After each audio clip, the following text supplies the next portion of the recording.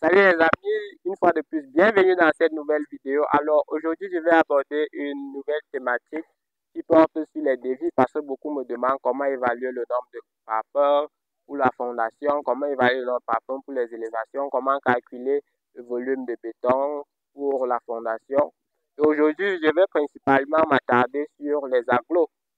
Alors, pour évaluer le nombre de papeurs nécessaires pour les agglos, il y a deux approches. L'approche basée sur le nombre d'agglos au mètre carré qui est de 12,5 et une approche basée sur la longueur du papin.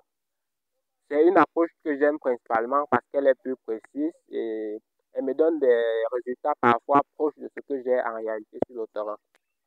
Donc, par exemple, pour ce projet, pour calculer le nombre de papins, c'est très simple.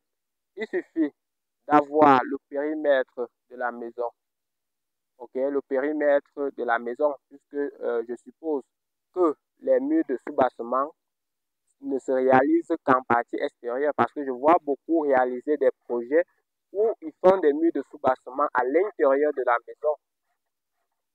Ils s'orientent comme ça vers des fondations de type continu, ce qui n'est pas intéressant lorsque le nombre de rangées va au-delà de 3 rangées. Au-delà de 3 rangées, mettre les planchers, les parpaings à l'intérieur devient pas un choix parfaitement économique. Ça renvoie aux dépenses inutiles. Donc, c'est juste une parenthèse. Sinon, vous cumulez le périmètre de la surface. Une fois que vous avez le périmètre de votre maison, vous divisez ce périmètre par 40. 40 qui est la largeur, qui est la longueur, pardon, du parpaing. Ça vous permet d'avoir le nombre de parpaings par rangée. Et ce que vous aurez à faire, c'est juste multiplier ce nombre de rangées par, ça peut être par 5, par le 5 c'est minimum. C'est le minimum en fait du nombre de rangées de parpaings que l'on peut avoir sur une fondation superficielle, sur un terrain uniforme. Maintenant, ça va dépendre si votre terrain est accidenté, comme ici où nous avons eu à faire deux chaînages qui sont de remonter le niveau de la fondation au niveau du rez-de-chaussée. Là-bas, vous allez nuancer sur un nombre qui sera approximatif, qui va permettre d'avoir, qui va supposer euh, qu'on a un nombre de rangées uniforme à tous les niveaux en fait. Donc, comme ici, par exemple, on était sur un terrain accidenté, donc on a supposé que on avait environ 8 rangées de parpaings parce que là derrière, on a environ 9. On a supposé qu'on a 8 rangées de parpaings environ sur tous les faces de la maison.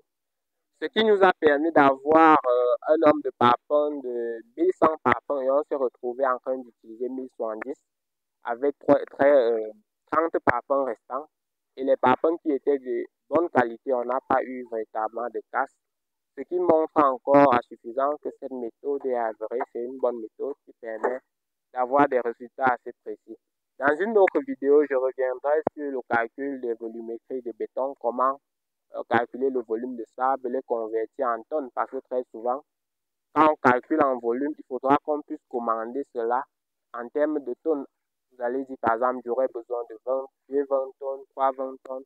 Dans une vidéo récente, proche, je vous partagerai cela. Donc, merci d'avoir aimé la vidéo. Ciao.